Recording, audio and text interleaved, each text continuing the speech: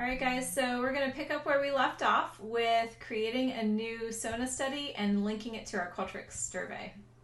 So where we left off, we had named our study, given it a description, said it was going to be 15 minutes and 1 credit. We can add all the people on our research team here by clicking them into this box. The principal investigator is me as the professor. And then you would put your IRB approval code. This is something that usually starts with SP20 and has some numbers in there that indicate which approved study it is. All right, then I'm going to scroll all the way down here to, I want it to be an active study. It says it's not approved yet. Don't worry if the IRB, if you've already received IRB approval. This just means that the SONA administrator, which is Dr. Steiner, hasn't approved it yet. So she has to go through that last step when you're done. Okay, so now I'm going all the way down here and I want to do a survey that links back into to SONA. So what I have to do is I have to paste my study URL here. So how I got this study URL is I went to Qualtrics and I found my survey that I was doing. And from the survey, I can go to Options, Distributions, and I want to go to the anonymous link, and I want to copy and paste directly in. So I'm going to copy that, take it back to SONA, and I'm going to drop it in here. Okay? All right, now the next step is to help me link each participant back to their SONA credits so that each person can get their SONA credits without putting their real name in. All right, so this is a little tricky, but I'm going to follow through the steps that are outlined by SONA. So this is basically SONA giving us steps on how to interface with Qualtrics. All right, so we're going to follow step 1, which is that after we've put our study URL, it's our survey link, in, we have to include this piece. This basically says create something called ID and enter it in enter the survey code into that.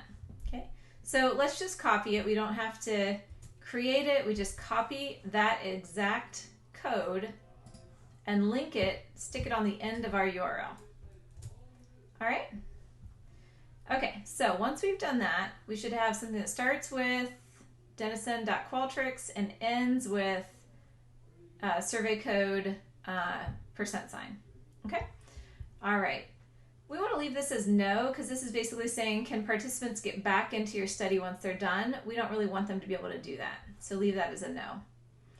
All of this about sign up and cancellation is irrelevant, so just leave it the way it is. Okay. Now we're going to go ahead and say add this study. All right. Okay, so it says my IRB example has to have a date. That's not passed. I'm going to say June 1st. All right, now let's see if it'll let me add. Great. Okay. All right. More steps. Here, who's going to get added to my study? Maddie, you are the lucky one. You get to be the study researcher on this study. Okay. Now, here we go. Okay, so now I see my study. This is how it's going to be described. I gave it the name practice study. Right now it's not visitable to anybody. I don't want it to be because it's just for practice. It's going to confuse all the Psych 100 students. But if you were doing your real study, what you want to do is, hey, send request. And just type in here, please approve my study. Okay? And then send request. I'm not going to do that. I'm going to go back and not send that. Dr. Steiner will basically approve your study really quickly. So you want to do that and then you'll get a notice once she has approved it. Okay. Now, moving on, I'm going to follow my next step on this, on my Qualtrics and SONA how-to. So what it says is, having completed step 1, now you'll see a URL labeled Qualtrics redirect to a URL. Okay? And then it says, in Qualtrics, configure the survey to accept this survey code number as an embedded data field named ID. Okay, so what they mean by the Qualtrics redirect to a URL is that right down here, I have this new link. All right, so I'm going to hang on to that and remember that that's there. All right, now I'm going to go into Qualtrics and make a couple of changes to embed this ID code. So hang with me. Basically what all this is doing is it's helping SONA and Qualtrics, which are completely independent systems, to communicate with each other so that each time a participant participates, it creates an ID, it records it in Qualtrics, and then it sends that information back to SONA to indicate that the person completed the survey.